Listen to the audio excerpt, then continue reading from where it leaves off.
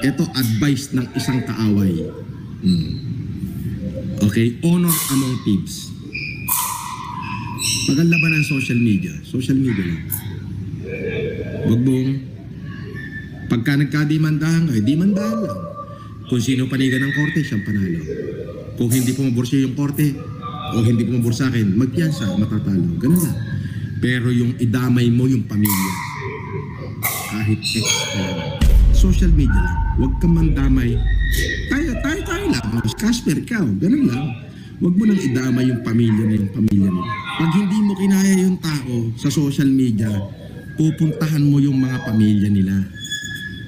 Actually, mga ka-plastic, niliwanag naman ni Makagago WhatsApp man na hindi po puwersahang pinapapunta ang mga testigo o yung mga magsasalita laban sa inyo. Malinaw na pumaroon siya para ilahad yung mga baho ninyong dalawa.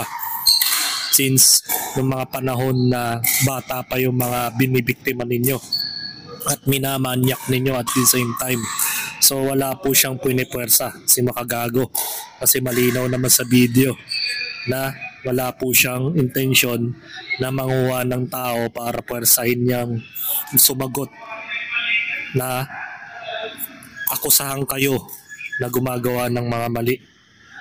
Pag kunento nila ng diretso yun, mamaya panoorin natin yung video clip kay Makagago WhatsApp man na in-interview niya yung mga dating kinalantare ni Casper na sidekick ni FLM, mga ka-plastic.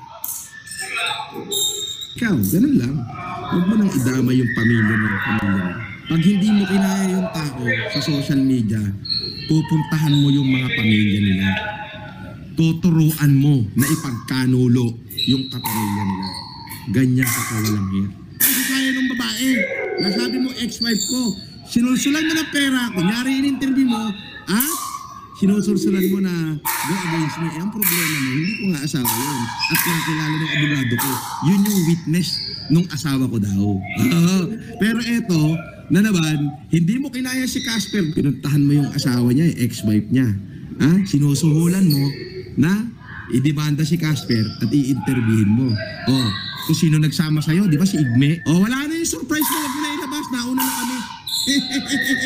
Bagay, panonoorin din yan mga kabahombre mo. So ilabas mo na rin. Kasi panonoorin din ng kabahombre mo yan eh. Hindi ka na makatao nun. Yung sa atin dalawa, labanan yan eh. Nagkorte ko, magkorte ka. Kung sino panigan ng korte, di yun ang panalo. Ganun lang yun.